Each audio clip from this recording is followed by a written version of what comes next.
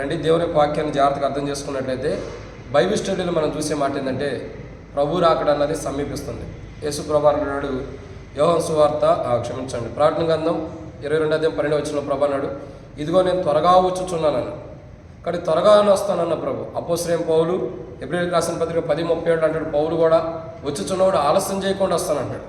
కాబట్టి ప్రభు త్వరగా వస్తాడు, ఆలస్యం చేయకుండా వస్తాడని తెలిసింది మనకి ఇక్కడ రాయబడిన విధానం చూస్తే.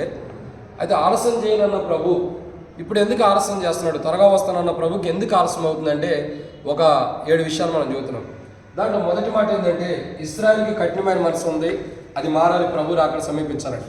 రెండోదిగా మొట్టమొదటిగా ఇశ్రాయేలుకి కఠినమైన మనసు ఉంది, అది మారాలి. రెండోదిగా చూసినట్లయితే అపోస్తలుడైన పౌలు రోమీయులకు రాసిన పత్రిక 11:25 అపోస్తలుడైన పౌలు రోమీయులకు రాసిన పత్రిక 11:25 వచ్చిన ప్రకారం ఇశ్రాయేల్ కఠినమైన మనసు ఉంది, అది మారాలి. రెండోదిగా అపోస్తలుడైన పౌలు రోమీయులకు రాసిన పత్రిక 11:25 ప్రకారం అన్యజనుల యొక్క లెక్క ఇంకా సంపూర్ణ అవ్వాలి. మూడవది చూసినట్లయితే 2 పేతురు 3:9 ప్రకారం తండ్రి అంటే ఆయన దీర్ఘశాంతుడు కాబట్టి ఓపిక ఉన్నాడు కాబట్టి ప్రభు రాకడ ఆలస్యం అవుతుంది. ఇక నాలుగోదిగా చూసినట్లయితే 2 పేతురు 3:9 ప్రకారం అందరూ మారు మనసు పొందారు కాబట్టి ప్రభు రాకడ ఆలస్యం అవుతుంది. ఇక ఐదవదిగా చూసినట్లయితే యోహాను సువార్త 1:7 అపోస్తలుడైన పౌలు తెస్సలోనికీయులకు రాసిన మొదటి పత్రిక 4:17 ప్రకారం కృపాకాలం ఇంకా భూమి మీద ఉంది కాబట్టి ప్రభు రాకడ ఆలస్యం అవుతుంది. ఇక ఆరోదిగా చూసినట్లయితే ఆదికాండం 24:7 యోహాను సువార్త 14:16 ప్రకారం పరిశుద్ధాత్మ ఇంకా సంఘాల్లో పనిచేస్తున్నాడు కాబట్టి ప్రభు రాకడ ఆలస్యం అవుతుంది. ఏడవదిగా చూసినట్లయితే మత్తయి సువార్త 24:36 తండ్రికి తప్పగా ఎవరికి అంటే కుమారుడు కూడా తెలియదు ప్రభు రాకడ ఎప్పుడు అన్నది. సో వీటిలో 7 విషయాల్లో ఇప్పటికే ఇశ్రాయేలుకి కఠినమైన మనసు ఉంది, దాని గురించి 7 విషయాలు చూసాం. ఎక్కడెక్కడ ఇశ్రాయేలుకి కఠినమైన మనసు ఉందన్నది కాబట్టి 7 విషయాలు చూస్తూ వచ్చాం. 2 అన్యజనుల లెక్క ఇంకా సంపూర్ణ వాళ్ళ 7 విషయాలు చూసాం. ఈ మొదటి చూసిన 7 మాటలకి కంప్లీట్ అయిపోయింది, 7 చూస్తూ వచ్చాం. రెండోది అన్యజనుల లెక్క 7 విషయాలు ఉంటే దానికి 7 మాటలకి కంప్లీట్ అయిపోయింది. మూడోది ఆయన దీర్ఘశాంతుడు, దీర్ఘశాంతం గురించి 7 విషయాలు చూసాం. దాంట్లో 7:49 ఒక్కదానికి మళ్ళీ 7 మాటలు చూస్తూ వచ్చాం. నాలుగోది ఏంటంటే అందరూ మారుమోసు పొందాలి. ఎవరు? అందరూ మారుమోసు పొందాలి. అందరూ మారుమోసు ఎందుకు పొందాలన్నది 7 విషయాలు ఉంటాయి. దాంట్లో ఇప్పటికే మనం 2 విషయాలు కంప్లీట్ చేసాం. ఈరోజు మూడో మాట ఏంటంటే అది మనం తర్వాత చూద్దాం. ఇక నాలుగోదిగా కృపాకాలం అన్నది 7 విషయాలు ఉన్నాయి. పరిశుద్ధాత్మని సంఘాల్లో పనిచేసేది 7 విషయాలు ఉన్నాయి. తండ్రి తప్ప కుమారుడు తెలియదు, ప్రభు రాకడ ఎప్పుడు అన్నది ఒక 7 విషయాలు అక్కడ ఉన్నాయి. అయితే అంటే ప్రభు తండ్రికి తప్పక కుమారుడు కూడా తెలియదు కాబట్టి దాని గురించి మనం కొన్ని విషయాలు అన్నది అట్లా మర్మంతో కూడి దాచబడుతూ వచ్చింది. అయితే ఇక్కడ చూసేటటువంటి ఒక మాట ఏంటంటే దేవుని వాక్యం చెప్పేటటువంటి ఒక మాట, ప్రభు రాకడ ఆలస్యం అవడానికి గల కారణం ఏంటంటే ఇక్కడ రాయబడినటువంటి ఒక మాట లూకా సువార్తలో మనం చూసిన ఇక్కడ రాయబడిన మాట ఏంటంటే దేవుని వాక్యం చూసినట్టు 2 పేతురు 3:9 ప్రభు రాకడ ఆలస్యం అవడానికి గల కారణం ఏంటి? 2 పేతురు 3:9 జాగ్రత్త చదివినట్టయితే ఇక్కడ ఒక మాట రాయబడుతూ వచ్చింది. ఏంటి ఆ మాట అంటే బైబిల్ చెప్పినటువంటి ఒక మాట ఉంది. ఏంటి ఆ మాట జాగ్రత్త గమనించినట్లయితే ఏంటిది? అది అందరూ మారుమనసు పొందాలని బైబిల్ సెలవిస్తుంది. ఎందుకు ప్రభు రాకడ ఆలస్యం అవుతుంది? అందరూ మారుమనసు పొందాలి. అక్కడ రాయబడిన మాట చూస్తున్నట్లయితే చూడండి 2 పేతురు రాసిన పత్రిక 3:9 2 పేతురు 3:9 2 పేతురు రాసిన పత్రిక 3:9 కొందరు ఆలస్యమని ఎంచుకున్నట్టు ప్రభు తన వాగ్దానం గురించి ఆలస్యం చేయవాడు కాడు కానీ ఎవడును నశింపవాలని చెంపక అందరూ మారుమనసు పొందవాలని కోర్చు మీ ఎడల దీర్ఘశాంతం గలవాడే అన్నాడు. కాబట్టి ప్రభు రాకడ ఎందుకు ఆలస్యం అవుతుందంటే ఇక్కడ రాయబడినటువంటి మాట అందరూ మారుమనసు పొందాలి. ఎవరు ఎందుకు మారుమనసు పొందాలి? ఎందుకు మారుమనసు పొందాలంటే మనం ఒక 7 విషయాలు చూసాం. దాంట్లో మొదటి మాట ఏంటో గుర్తుందా? ఎందుకు మారుమనసు పొందాలా? ఇక్కడ చూస్తారు. రెండో మాట గుర్తుందా? ఎందుకు మారుమనసు పొందాలా? ఇక్కడ రాయబడిన మాట క్షమించబడటం. మొదటిగా చూసినట్టయితే 1 పేతురు 2 ఇక్కడ చూసినట్టయితే జాగ్రత్తగా అర్థం చేస్తున్నట్టయితే 2 పేతురు 3:9 రాయబడుతూ వచ్చింది అందరూ మారుమనసు పొందాలి. అందరూ మారుమనసు పొందాలి. ఎందుకు? అపోస్తలుల కార్యం 26:20 రాయబడుతూ వచ్చింది. ఏమనంటే దేవుని తట్టు తిరగటానికి. ఎందుకు మారుమనసు పొందాలా? దేవుని తట్టు తిరగటం కొరకు మారుమనసు పొందాలి. రెండోదిగా ఎందుకు మారుమనసు పొందాలంటే క్షమించబడటానికి. ఎందుకు? క్షమించబడటానికి. మూడోదిగా ఎందుకు మారుమనసు పొందాలంటే 7 విషయాలు ఉన్నాయి కదా, దాంట్లో ఇప్పుడు 2 అయిపోయింది. లాస్ట్ అంటే గురువారం మనకు కుదరలేదు ధ్యానించుకోవడానికి. కానీ అంతకుముందు ఆదికాండం క్షమించబడటానికి. ఏం క్షమించబడటానికి? అపరాధం క్షమించబడటానికి, దోషములు క్షమించబడటానికి, ఇంకా రహస్యంగా చేసిన తప్పులు క్షమించబడటానికి, భక్తిహీనత మార్గం క్షమించబడటానికి, ఇంకా విగ్రహాలకు నమస్కరించినటువంటి జీవితం క్షమించబడటానికి, పాపములు క్షమించబడటానికి, హృదయం శుద్ధి చేయబడటానికి మనం దేవునితో తిరిగి మారుమనసు పొందితే దేవుడు ఎటువంటి క్షమాపణ ఇస్తాడు. వీటి విషయంలో మన సరైన విధానం లేదు కాబట్టి క్షమాపణ ఇస్తారు. ఇటువంటి వారు మారాలి, అప్పుడే ప్రభువుకు సమీపిస్తుందని మనం చూస్తూ వచ్చాం. ఈరోజు మరొక కోణాన్ని మనం జాగ్రత్తగా అర్థం చేసుకున్నట్లయితే ఇక్కడ ఇంకో విషయం రాయబడుతుంది. ఇది రెండో మాట ఇక్కడ చూసింది. మూడో విషయం ఏంటంటే బైబిల్ చెప్పేటటువంటి మూడో మాట, ప్రభు రాకడకి ఎందుకు ఆలస్యం అవుతుంది అంటే అందరూ మారుమనసు పొందాలి. సో మారుమనసు ఎందుకు పొందాలి? క్షమించబడటానికి, ఒకటి క్షమించబడటానికి. రెండోదిగా చూసినట్లయితే మొట్టమొదటిగా మారుమనసు ఎందుకు పొందాలన్నది మనం కొన్ని విషయాలు చూసాం. ఎందుకు మారుమనసు పొందాలా? దేవునితో తిరగటానికి. రెండు, మారుమనసు ఎందుకు పొందాలా? క్షమించబడటానికి పొందాలి. ఈరోజు మూడోదిగా మారుమనసు ఎందుకు పొందాలంటే ప్రకటన గ్రంథము 2వ అధ్యాయం, ప్రకటన గ్రంథము 2వ అధ్యాయము 22వ వచనం. ప్రకటన గ్రంథము 2వ అధ్యాయము 22వ వచనం. మూడోదిగా మారుమనసు ఎందుకు పొందాలి అని అంటే ప్రకటన గ్రంథం 2వ అధ్యాయం 22వ వచనం. ఇదిగో నేను దాన్ని మంచం పట్టించి దానితో కూడా వ్యభిచరించువారు దాని క్రియల విషయమై మారుమనసు పొందితేనే గాని వారిని బహు శ్రమల పాలు చేతును. కాబట్టి మొట్టమొదటి ఇక్కడ రాయబడినటువంటి ఒక మాట ఏంటంటే దేవుని యొక్క వాక్యం మూడో మాట ఇది.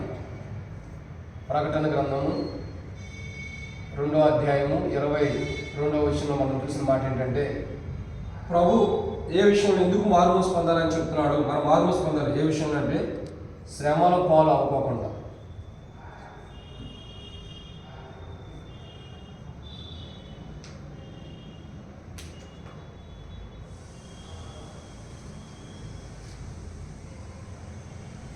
సో మనం దేవుని వాక్యం చెప్పేటటువంటి మాట ఏంటంటే మనం మారుమనసు పొందాలి.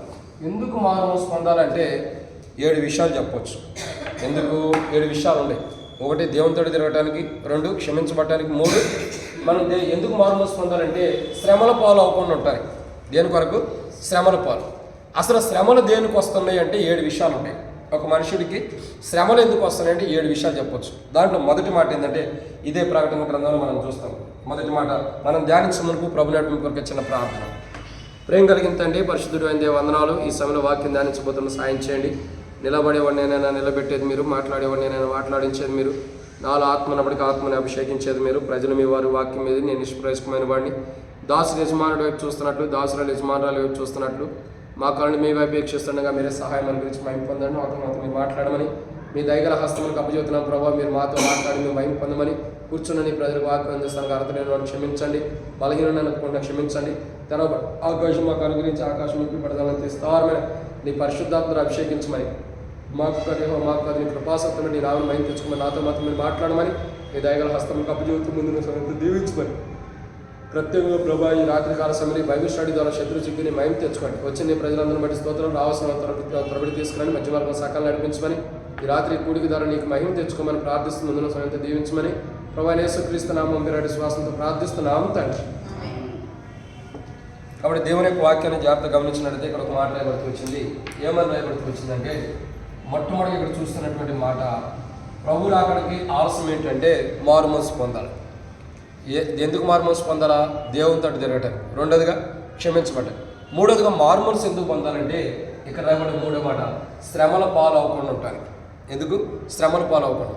అసలు ఒక మనిషి ఎందుకు శ్రమల పాలు అవుతున్నాడు?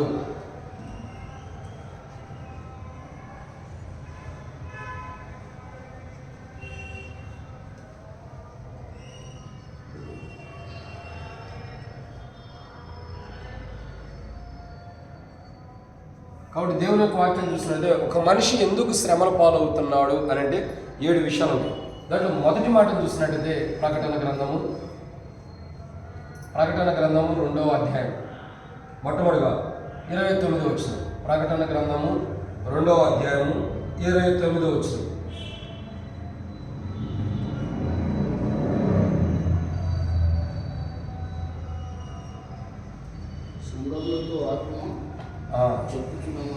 కాబట్టి మొట్టమొదటి మాట మనం చూస్తున్నాం, సంఘములతో ఆత్మ చెప్పుచున్న మాట చెవిగలవాడు వినుగాక.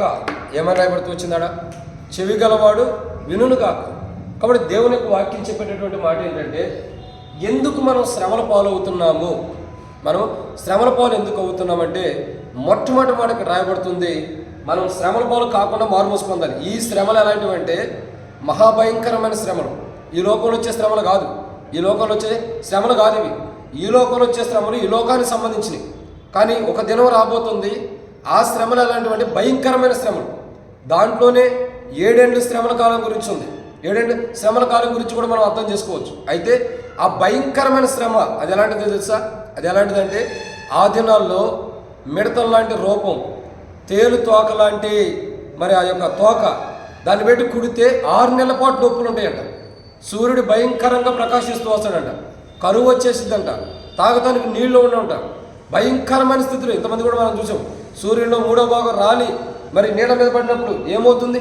నీళ్లలో సూర్యుడు రాలి, సూర్యుడిగా చంద్రుడు ఒక నక్షత్రం రాలి నీళ్లలో పడితే 3వ భాగం అంతా కూడా రక్తమయమైపోతుంది. నదుల్లో కానీ ఇంకా ప్రాంతాల్లో చూస్తూ వస్తున్నాం. అంత భయంకరమైన స్థితిలో ఆ భయంకరమైన శ్రమలు రాకూడదంటే ఏం చేయాలి? మారుమోసు పొందాలి. ఆ భయంకరమైన శ్రమల్లో మనం ఎందుకు ఉంటున్నామంటే, ఆ భయంకరమైన శ్రమలు ఎందుకు పొందుతున్నామంటే, ఆత్మ చెవిగా చెప్తున్నమాట చెవిగలవాడు వినుగాక. ఎందుకు మనం శ్రమల పాలవుతున్నామంటే ఆత్మ చెప్పే మాట వినకపోవడం ద్వారా. అర్థమైందండి? ఆత్మ చెప్పే మాట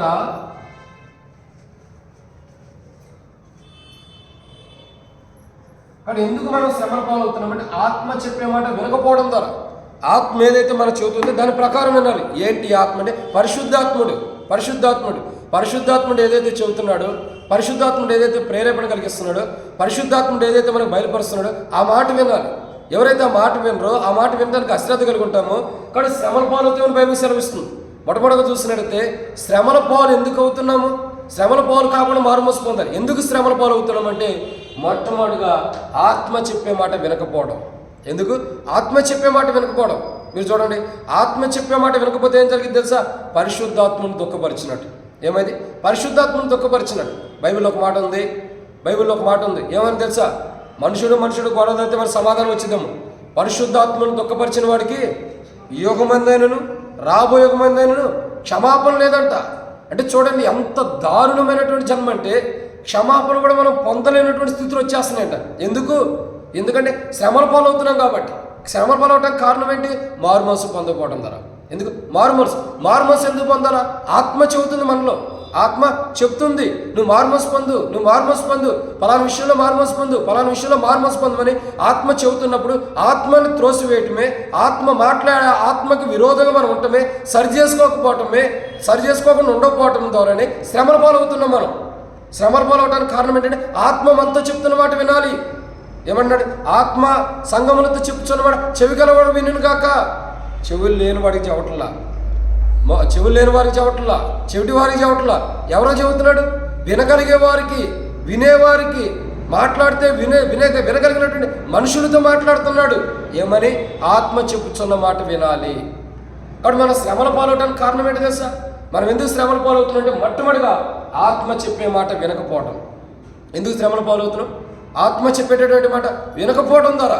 కాబట్టి అందుకే మారుమనసు పొందాలి. ఎందుకంటే ఆత్మ చెప్పే మాట మనం వింటలేదు కాబట్టి శ్రమల పాలవుతున్నాం. అలా శ్రమల పాలవుకోకుండా ఆత్మ చెప్పే మాట వినడం కొరకు మనం మారుమనసు పొందాలి. ఇది మొదటి మాట. రెండోదిగా చూసినట్లయితే చూస్తారండి ప్రకటన గ్రంథం 2వ అధ్యాయం 2వ మాట ఇక్కడ రాబడుతున్న మాట చూద్దాం.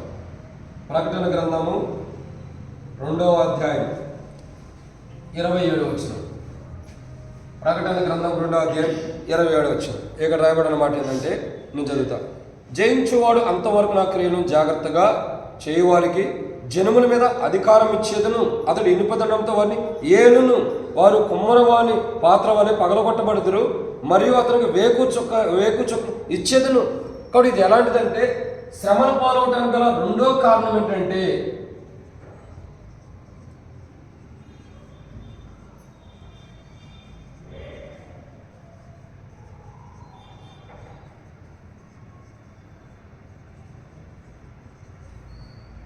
శ్రమల పాలవటానికి గల రెండో కారణం ఏంటంటే ఇచ్చిన అధికారాన్ని పోగొట్టుకోవడం. ఏమైంది? ఇచ్చిన అధికారాన్ని పోగొట్టుకోవడం. అసలు మన శ్రమల పాలు ఎందుకు అవుతుందని తెలుసా? ఏడేమంటున్నాడు? జయించు వారికి అంతవరకు నా క్రియలు జాగ్రత్తగా చేయడానికి జనుల మీద అధికారం ఇచ్చేదను. కాబట్టి మనం ఎందుకు శ్రమల పాలవుతున్నాం? ఎందుకు శ్రమల పాలవటానికి గల కారణం ఏంటంటే దేవుడిచ్చిన అధికారాన్ని దుర్వినియోగపరచుకోవటం ద్వారా. దేవుడు ఏదైతే మనకు అధికారం ఇస్తాడో దాన్ని మనం కాపాడుకోవాలి. ఏమంటాడు ఇక్కడ అంటాడు కదా, జనముల మీద అధికారం ఇచ్చేదను, అతడు ఇనుపదండముతో వారిని ఏలును. కాబట్టి దేవుడు ఏదైతే అధికారం ఇచ్చాడో అధికారాన్ని మనం కాపాడుకోవాలి. దేవుడిచ్చిన అధికారాన్ని కాపాడుకోవాలి. ఎప్పుడైతే దేవుడిచ్చిన అధికారాన్ని మనం పోగొట్టుకుంటామో శ్రమల పాలవుతాం. బైబిల్లో ఒక వ్యక్తి ఉన్నాడు. ఎవరి వ్యక్తి అంటే దేవుడిచ్చిన ఆశీర్వాదాన్ని పోగొట్టుకున్నాడు, దేవుడిచ్చిన అధికారాన్ని పోగొట్టుకున్నాడు. ఎవరి వ్యక్తి అంటే సంసోను. ఎవరు? సంసోను యొక్క జీవిత చరిత్ర చూస్తే దేవుడు ఎంత ఆశీర్వాదాన్ని ఇచ్చాడు, ఎంత ఆశీర్వాదం. ఇశ్రాయేలు ప్రజలను కాపాడే ధన్యత ఇచ్చాడు. ఇశ్రాయేలు ప్రజలు కాపాడే ధన్యత. దేవుడు ఇశ్రాయేలు ప్రజలు ఎలా కాపాడుతున్నాడో అటువంటి కాపాడే మనుషుడుగా దేవుడు సంసోను సిద్ధపరిచాడు. కానీ సంసోను ఏం చేశాడు? దేవుడిచ్చిన అధికారాన్ని కోల్పోయాడు. కారణం ఏంటంటే కారణాలు ఏంటంటే ఒకటే మాట, శరీరాశ, ఒకటే మాట, నేత్రాశ. ఒక స్త్రీని చూశాడు, ఆమె ఎందుకు మోహించాడు, ఆమెను వివాహం చేసుకోవాలనుకున్నాడు. ఆ తండ్రి కూడా ఇస్తానని మోసం చేశాడు. ఈయన ఎక్కడికో వెళ్ళి ఏదో తీసుకొచ్చే లోపల వేరే అతనికి ఇచ్చి పెళ్లి చేసేసాడు. మోసపోయిన తర్వాత తన చెల్లిలో ఒక ఆమె ఉంది, ఆమె దగ్గరికి చేరాడు. ఆమె ఒక వేష లాంటిది. ఆమె దగ్గరికి చేరిన తర్వాత ఏమైందంటే ఆమె లాలించి పాలించి అట్టేట చేసేసి చివరికి తన బలం ఎక్కడుందో తెలుసుకుంది. మోసపు మాటలతో, అపవిత్రమైన మాటలతో తెలుసుకోవడం ద్వారా చెప్పేసాడు. మాటలు లొంగిపోయి దేవుడిచ్చిన అధికారాన్ని ఒక్కసారిగా పోగొట్టుకున్నాడు. కారణం ఏంటంటే దేవుడిచ్చిన అధికారాన్ని పోగొట్టుకోవడానికి గల కారణం ఏంటంటే శరీరాశ, నేత్రాశ. ఆశతో ఏదో ఆశ కలిగి వెళ్ళాడు, చివరికి అన్నీ నష్టపోయాడు. ఆ భార్యను చేసుకోవాలనుకున్నామే, ఆమె వేరే అతను చేసుకుంది. పోనీ ఉండామంటే ఏమైనా కాపాడుతుంటే ఏం మోసం చేసింది. చివరికి దేవుడు కూడా విడిచిపెట్టేశాడు. దేవుడిచ్చిన అధికారాన్ని కాపాడుకున్నప్పుడు దేవుడే విడిచిపెడతాడు మనుషుల్ని. మనుషుల్ని విడిచిపెట్టేస్తున్నాడు. దేవుడు విడిచిపెడితే సంసోను చరిత్ర ఎలా ఉందంటే చూసారా? ఎలా ఉందంటే సంసోను యొక్క జీవిత చరిత్ర చూడగా అతను ఒక ఆవులాగా, ఒక ఎద్దులాగా ఒకదానికి కట్టేసి పూర్వ దినాల్లో నూనె తీసేవాళ్ళు. ఇప్పటికీ తీస్తున్నారు. నూనె తీసేటప్పుడు ఏం చేస్తారు? 2 ఎద్దులను కట్టి వాటిని చుట్టూ తిప్పుతారు. అక్కడ తిప్పుతూ వచ్చారు గానుగ దగ్గర అక్కడ తిప్పుతూ వచ్చారు. నూనె తీసే గానుకి ఆయన కట్టేసి తిప్పుతూ వచ్చారు. ఇంకా కళ్ళు పీకొండొచ్చు, కళ్ళు కూడా పీకేశారు. ఇంకా ఎంతో నష్టాన్ని పోయాడు. ఎందుకు ఇవన్నీ దేవుడు అతనితో ఉంటే జరిగాయా? తన కళ్ళు పోయాయా? తను అలా బంధించబడేవాడా? శత్రువు చేత చెక్కబడేవాడా? ఇంత నష్టాన్ని తెచ్చుకునేవాడా? చివరికి తన ప్రాణాన్ని పోగొట్టుకునేవాడా? లేదే. ఎందుకు జరిగింది? ఆ సమయంలో ఎందుకు తన ప్రాణాన్ని పోగొట్టుకున్నాడు అంటే దేవుడు తను విడిచిపెట్టాడు. ఎందుకు విడిచిపెట్టాడు? దేవుడు అధికారాన్ని కోల్పోయాడు కాబట్టి. దేవుడిచ్చిన అధికారాన్ని అతనే కాదు, ఇంకొక వ్యక్తి కూడా ఉంటాడు, మన పరిచయమైన వ్యక్తి, మన బాగా బంధువు. ఎవరంటే సౌలు జీవితాన్ని చూస్తే బంధువు అని ఎందుకనంటే ఎక్కువ శాతం ఆయన చూస్తా వస్తున్నాం కాబట్టి. సౌలు చరిత్ర చూడండి, దేవుడు ఎంత అధికారాన్ని ఇచ్చాడు. ఇశ్రాయేలుకి మొదటి రాజుని చేశాడు. అక్కడికి నవ్వుతుంది మన బంధువు అయినా కలిసి. కాబట్టి ఏం చేశాడు? మొదటి రాజుని దేవుడు చేస్తే, పోన్లేని దేవుడిని చేస్తే ఎంత కాపాడుకోవాల్సిన వ్యక్తి ఏం చేశాడు? చివరికి దేవుడిచ్చిన అధికారాన్ని పోగొట్టుకుని ఏం చేస్తున్నాడు? నిస్సహాయ స్థితిలో దురాత్మ బట్టిని వాడుకుంటాడు. దురాత్మ బట్టి బాధించబడుతున్నాడు. నీ అల్లుడు ఎక్కడ ఉండని పరిగెడుతున్నాడు, అక్కడ ఉండని పరిగెడుతున్నాడు. ప్రతి ఒక్కళ్ళు వచ్చి ఆయన ఆట ఆడుకుంటున్నారు. సౌలా నీ యొక్క అల్లుడు ఎక్కడ దాక్కున్నాడంటే పరిగెడుతున్నాడు. అది నిజమాబద్ధం కూడా తెలుసుకోవట్లా. అది వాస్తవమా, అది నిజమా, అది కాదని తెలుసుకునే సమయం కూడా లేదు. ఒకటే అలా తెలుసుకున్నాడేమో కానీ సమయం లేదు. పరిగెడుతున్నాడు. ఎందుకంటే ఆ సౌలును, దావీదును పట్టుకోవడానికి, అల్లుడిని పట్టుకోవడానికి. వాస్తవానికి కారణం ఏం తెలుసా? దేవుడు విడిచిపెట్టేశాడు. ఇంకో మాట అంటాడు. దేవుడిచ్చిన అధికారాన్ని కాపాడుకోకపోతే దేవుడు ఏం చేస్తున్నాడు? విడిచిపెట్టేస్తున్నాడు. సమూయేలుతో ఒక మాట అంటాడు. సమూయేలు బాధపడుతూ ఉంటాడు. ఎందుకు బాధపడుతున్నాడంటే సౌలు విషయం బాధపడుతుంటే సమూయేలుతో దేవుడు మాట్లాడతాడు. సమూయేలు, నేను సౌలును కొట్టివేసాను. ఏం చేశాడు? కొట్టివేసాను. ఎందుకు కొట్టివేశాడు? దేనికి కొట్టివేశాడు? రాజుగా ఉండటానికి అర్హత లేదని కొట్టివేశాడు. కారణం ఏంటి? దేవుడు ఎన్నో సంవత్సరాలు సమయం ఇచ్చాడు. అరే తెలియ చేసి ఉంటాడేమో, పొరపాటు చేసి ఉంటాడేమో, సరి చేసుకుంటాడు. సంవత్సరాలు సమయం ఇచ్చాడు. సరి చేసుకోవాలి. ఏమైంది? అధికారంతో గర్వాన్ని బట్టి దేవుడిచ్చిన అధికారాన్ని మర్చిపోయి దేవుడిచ్చిన అధికారాన్ని దుర్వినియోగపరుచుకుంటూ వస్తున్నాడు. కాబట్టి ఏమైంది? చివరికి ఓ సేవకుడు చెప్పి ఆమె దగ్గరికి వెళ్ళాడు. చివరికి తన కత్తి మీద తను పడి చచ్చిపోయే స్థితికి వచ్చేసాడు. ఎందుకు? దేవుడు కొట్టివేశాడు కాబట్టి. సంసారం ఎందుకు జరిపాడు? దేవుడు విడిచిపెట్టాడు కాబట్టి. దేవుడు విడిచిపెట్టాడు కాబట్టి సంవత్సరం చనిపోయాడు. దేవుడు కొట్టివేశాడు కాబట్టి సౌలు చనిపోతూ వచ్చాడు. ఊరకనే కాదు, వీళ్ళందరూ కూడా దేవుడిచ్చిన అధికారాన్ని పోగొట్టుకున్నారు. ఇంకెవరు ఉండాలి తెలుసా? బాగా పరిచయమైన అక్క ఉంది మనకి. ఎవరు? యెజబెలు. ఎవరు? యెజబెలు చరిత్ర ఎలా ఉంది? యెజబెలు అక్క ఎట్లాంటిది? చాలా అధికారాన్ని ఇచ్చాడు దేవుడు. ఒక అన్ని జనరాలు అయినప్పుడు కూడా ఒక రాజుతో, ఎవరు? ఇశ్రాయేల్ యొక్క రాజుతో వివాహం జరిగించాడు దేవుడు. అది ఎట్లా జరిగింది? ఇప్పుడు ఆమె ఎవరు? ఇశ్రాయేల్కి ఒక రాణి అంటే ఎంత అధికారాన్ని దేవుడు ఇచ్చాడు రాజ్యం మీద. ఆ రాజ్యం మీద ఇచ్చిన అధికారాన్ని ఏం చేసింది? దుర్వినియోగపరుచుకుని స్వార్థం కోసం బయలుదేవతలను పెట్టి వాటిని పూజించేటట్టు చేసి తన నష్టాన్ని తాను తెచ్చుకుంటూ వచ్చింది. ఏమైంది అక్క? మేడగది నుంచి కింద దూశారు, తల పగిలింది. ఆమె గురించి మనం దాదాపు 4 వారాలు ధ్యానించుకున్నాం. ఎంత దారుణంగా చచ్చిపోయింది, ఎంత దారుణంగా. చివరికి ఏం దొక్కుతున్నాయి? గుర్రాలు దొక్కుతున్నాయి. ఒక రాణిని గుర్రం దొక్కటం ఏంటి? ఎంత విషాదం కాదు. కాబట్టి బైబిల్ చెప్పేటటువంటి మాట ఏంటంటే, అధికారము, దేవుడిచ్చిన అధికారాన్ని పోగొట్టుకుంటే మరణమే. దేవుడు వాళ్ళని విడిచిపెడతాడు. విడిచిపెట్టిన మరణమే, కొట్టివేసిన మరణమే, దేవుడు వద్దనుకున్న మరణమే, మనకు జీవం ఉండదు. కాబట్టి దేవుడు కొట్టివేయకోకుండా, దేవుడు మనకి ఏ అధికారం ఇచ్చాడు దాన్ని కాపాడుకోవాలి. ఇక్కడ ఏమంటాడు? జనుముల మీద అధికారం ఇచ్చేదను. శ్రమల పాలవటానికి కారణం ఏంటి? ఇచ్చిన అధికారాన్ని దుర్వినియోగపరచుకోవడం ద్వారా, సద్వినియోగపరచుకోకుండా దుర్వినియోగపరచుకోవడం ద్వారా దేవుడు కొట్టివేస్తున్నాడు. దేవుడు కొట్టివేసిన, దేవుడు విడిచిపెట్టిన, దేవుడు వద్దనుకున్న, దేవుడు మనల్ని మూడిట్లో ఏ విషయాల్లో కాదనుకున్నా మనకు మరణమే. తర్వాత ఏమవుతాం? శ్రమల పాలవుతాం. వీళ్ళు ముగ్గురిని చూడండి. సంసోన్ ఏమయ్యాడు? శ్రమల పాలయ్యాడు. సౌలు ఏమయ్యాడు? శ్రమల పాలవుతున్నాడు. ఇంకా చూస్తున్నట్టు యెజబెలు చరిత్ర అట్టుంది. ఇంకెన్నకంటే డిఫరెంట్గా ఉందామా? ఇంకెన్నో శ్రమలు. కారణం ఏంటంటే దేవుడు విడిచిపెట్టాడు, దేవుడు వద్దనుకున్నాడు, దేవుడు కొట్టివేసాడు. అందుకే వీళ్ళకి ఎన్ని శ్రమలు. వీటన్నిటికి కారణం ఏంటి? దేవుడు ఇచ్చిన అధికారాన్ని కాపాడుకోకపోవటం. ఈరోజు మన స్థితి కూడా అదే ఉంది. మన స్థితి కూడా అలాగే ఉండింది. దేవుడు ఏ అధికారం ఇచ్చాడు అది కాపాడుకోవాలి, లేకపోతే మారుమనసు అన్న పొందాలి. దేవా, నువ్వు ఇచ్చిన అధికారం నేను కాపాడుకోలేకపోయాను, దయచేసి నన్ను క్షమించని మారుమనసు పొందితే దేవుని చిత్తమైతే దేవుడు మనకు క్షమిస్తాడు. మనం శ్రమల పాలు కాకుండా ఉంటాం. శ్రమల పాలు అవడానికి రెండో కారణం ఏంటంటే దేవుడు ఇచ్చిన అధికారాన్ని పోగొట్టుకోవడం. మూడో విషయం చూద్దారండి. మూడో మాట చూసినట్టయితే ప్రకటన గ్రంథము 2వ అధ్యాయం. ప్రకటన గ్రంథం 2వ అధ్యాయము 26 వచనం. మూడో మాట. ప్రకటన గ్రంథము 2వ అధ్యాయము 26 వచనం.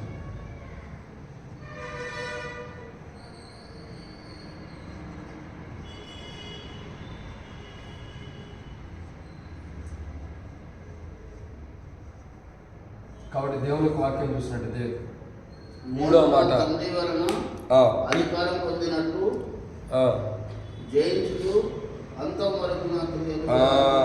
జయించుచు అంతవరకు నా క్రియలను జాగ్రత్తగా చేయవానికి. కాబట్టి ఇక్కడ ఏమనుంది? ఆ లైట్ వేసుకున్నాను, ఈ స్విచ్ చేసుకోండి, అది కూడా వెలిగింది. కాబట్టి దేవుని వాక్యం ఏమనుంది? దేవుని వాక్యం ఏమైనా రాయబడుతూ వచ్చిందంటే ఎన్నో మాట ఇది? 3. మూడవదిగా మనం శ్రమల పాలవటానికి గల కారణం ఏంటి? ఎందుకు శ్రమల పాలు అవుతున్నామంటే, మొదటిగా మనం శ్రమల పాలు కాకుండా మారుమోసు పొందాలి. ఎందుకు శ్రమల పాలు అవ్వకుండా ఉంటుంది? అసలు శ్రమల పాలు ఎందుకు అవుతున్నాము? ఆత్మ చెప్పే మాట వినకపోవడం ద్వారా. రెండు, శ్రమల పాలు ఎందుకు అవుతున్నాము? రాయబడి ఇచ్చిన అధికారాన్ని పోగొట్టుకోవడం ద్వారా. 3, శ్రమల పాలు ఎందుకు అవుతున్నాము? రాయబడి జయించలేకపోవడం ద్వారా. ఎందుకు జయించలేకపోవడం ద్వారా? ఏమంటే జయించువాన్ని. పైన ఏమంటే శ్రమల పాలు. ఎందుకు శ్రమల పాలు అవుతున్నారు? జయించలేని జీవితం ఉండబట్టే, దుష్టుని, సాతాన్ని, దుష్ట ఆలోచనల్ని జయించలేకపోవటాన్ని బట్టే యెజబెలు ఉంది. ఏ ఆలోచనైనా జయించగలిగిందా? జయించలేకపోయింది. చివరికి దేవుని మీదకి యుద్ధం అవుతుంది. దేవుడు దాని జీవిత చరిత్ర చూస్తే యెజబెలు యొక్క జీవిత చరిత్ర చూస్తే అవమానాన్ని తీసుకొచ్చాడు. అయినా కానీ మారుమోసు పొందట్లా. అయ్యో నాకు అపజయం వచ్చిందని మారుమోసు పొందట్లా. ఎప్పుడైతే మన క్రైస్తవ జీవితంలో విజయవంతమైన జీవితాన్ని మనం కోల్పోతామో ఆ రోజు మనం మారుమోసు పొందాలి. దేవా, ఈరోజు నేను విజయవంతమైన జీవితం లేదు, ఈరోజు నేను జయించలేకపోతూ వచ్చా, ఈరోజు సాతాను జయించలేకపోయా, ఈరోజు శరీరక్రియను జయించలేకపోయా, ఈరోజు దుష్టుని జయించలేకపోయానని చేసిన తప్పుని దేవుని దగ్గర మారుమోసు పొంది క్షమాపణ ఒప్పుకోవాలి, మారుమోసు పొందాలి. అప్పుడు మనం శ్రమల పాలు కాకుండా ఉంటాం. ఏదైతే మనం ఓడిపోయామో, ఏదైతే జయించలేకపోతూ వచ్చామో దేన్నైతే జయించలేని జీవితం మనలో ఉందో దాని విషయమే మనం మారుమోసు పొందాలి. దాని విషయమే మారుమోసు పొందాలి. బైబిల్ చెప్పేటటువంటి మూడో మాట ఏంటంటే ప్రభు రాకడ గురించి మనం చూస్తున్నాము. ప్రభు రాబోతున్నాడు, ఎందుకు మారుమోసు పొందాలి? ఎందుకంటే ఇక్కడ రాబడిన మాట ఏంటంటే ఎందుకు మారుమోసు పొందాలి? మొదటి మాట మనం ఎందుకు మారుమోసు పొందాలా? ఎందుకు దేవుని తట్టు తిరగడానికి మారుమోసు పొందాలి. రెండు, ఎందుకు మారుమోసు పొందాలా? ఎందుకు మారుమోసు పొందాలంటే మనం రెండవదిగా చూస్తూ వచ్చాం. ఎందుకు మారుమోసు పొందాలా? రెండో విషయం చూసినట్టయితే ఎందుకు క్షమించబడటానికి మారుమోసు పొందాలి. మూడవదిగా ఎందుకు మారుమోసు పొందాలంటే ఇక్కడ రాయబడిన మాట ఎందుకు మారుమోసు పొందాలా? మూడో మాట చూస్తున్నాం. ఎందుకు మారుమోసు పొందాలి? శ్రమల పాలు అవ్వకుండా ఉండటానికి. శ్రమల పాలు అవడానికి మొదటి కారణం ఏంటి? ఆత్మ చెప్పే మాట వినకపోవటం. రెండు, శ్రమల పాలు అవడానికి రెండో కారణం ఏంటి? ఇచ్చిన అధికారాన్ని పోగొట్టుకోవడం ద్వారా. మూడు, శ్రమల పాలు అవడం ద్వారా మూడో కారణం ఏంటి? జయించలేకపోవటాన్ని బట్టి.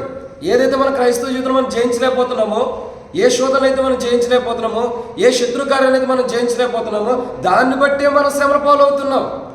చాలామంది క్రైస్తవులకు తెలియని సంఘటన ఏంటి తెలుసా? చాలామంది క్రైస్తవులు శ్రమలో అయ్యో ఎందుకు వచ్చినాయి అంటాం. ఎందుకు వచ్చినాయి అంటాం. ఎదురు వస్తుందక్క అయిపోయింది.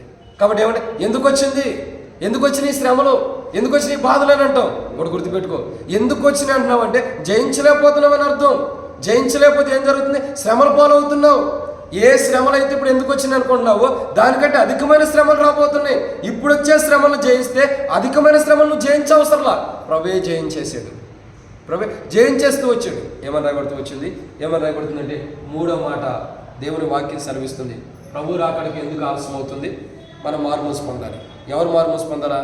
ఎందుకు మారుమోసు పొందాలంటే దేవుని తట్టు తిరగటం. ఎందుకు మారుమోసు పొందాలి? రెండోదిగా ఒకటి దేవుని తట్టు తిరగటం, రెండు క్షమించబడ్డాలి. మూడో మాట అవుతున్నాం దేనికి? శ్రమల పాలు అవ్వకుండా ఉండటానికి. శ్రమల పాలు ఎందుకు అవుతున్నాం? ఒకటి ఆత్మ చెప్పే మాట మనం వినకపోవటాన్ని బట్టి. రెండు, అధికారం దేవుడిచ్చిన అధికారాన్ని పోగొట్టుకోండి. ఏ అధికారం ఇచ్చాడో దాన్ని పోగొట్టుకోవడం ద్వారా, దేవుని దగ్గర వాడుకోకపోవడం ద్వారా. మూడు, జయించలేకపోవటాన్ని బట్టి. ఏదైతే మన క్రైస్తవ జీవితంలో దేవుడు మనకు అనుగ్రహించాడో దాన్ని మనం జయించలేకపోవటాన్ని బట్టి ఏం జరుగుతుంది? శ్రమల పాలు అవుతుంది. అయితే ఈరోజు మనం మారుమోసు పొందాలి. ఏంటంటే ప్రభా నేను జయించలేకపోతున్నాను, నేను దేన్ని జయించలేకపోతున్నాను అని మనం మారుమోసు పొందాలి.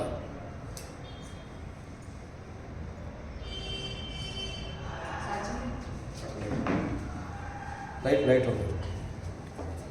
కాబట్టి రాయబడిన మాట ఏంటంటే దేని విషయమే మనం మారుమోసు పొందాలంటే జయించలేని దాన్ని బట్టి. ఏదైతే మనం జయించలేకపోతున్నామో, ఏదైతే జయించలేకపోవడానికి కారణాలు ఉన్నాయో వాటి విషయమే మనం మారుమోసు పొందాలి. వాటి విషయమే మారుమోసు పొందాలి. కాబట్టి దేని విషయం మనం జయించలేక నిస్సహాయ స్థితిలో ఉన్నామో, దేని విషయమైతే మనం ఓడిపోతున్నామో, దేని విషయమైతే మనం జయించలేని స్థితిలో ఉన్నామో దాని విషయమే మనం మారుమోసు పొందాలి. ఇది మూడో మాట. నాలుగవదిగా మనం శ్రమల పాలు అవ్వకుండా ఉండాలంటే ఏం చేయాలా? ఆత్మ చెప్పే మాట వినాలి. అది చెప్పనందుకు ఆత్మ చెప్పే మాట విననందుకు ఏం చేయాలా? మారుమోసు పొందాలి. రెండు, దేవుడిచ్చిన అధికారాన్ని మనం జాగ్రత్తగా కాపాడుకుంటే శ్రమల పాలు అవ్వం. దేవుడిచ్చిన అధికారాన్ని ఎక్కడ పోగొట్టుకున్నా దాని విషయమే మారుమోసు పొంది మళ్ళీ అధికారం పొందాలి. మూడు, మనం శ్రమల పాలు అవ్వకుండా ఉండాలంటే జయించే జీవితం మనకు ఉండాలి. ఏదైతే జయించలేకపోతున్నామో దాన్ని బట్టి దేవుని దగ్గర క్షమాపణ అడగాలి. ఇక నాలుగోదిగా చూసినట్లయితే ప్రకటన గ్రంథము 27వ అధ్యాయం.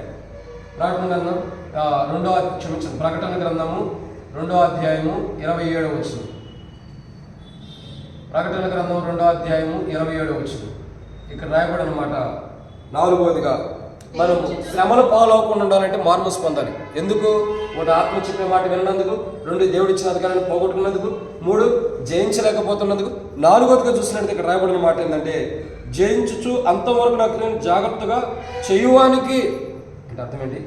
దేవుని క్రియలు జాగ్రత్తగా చేయలేకపోతున్నందుకు.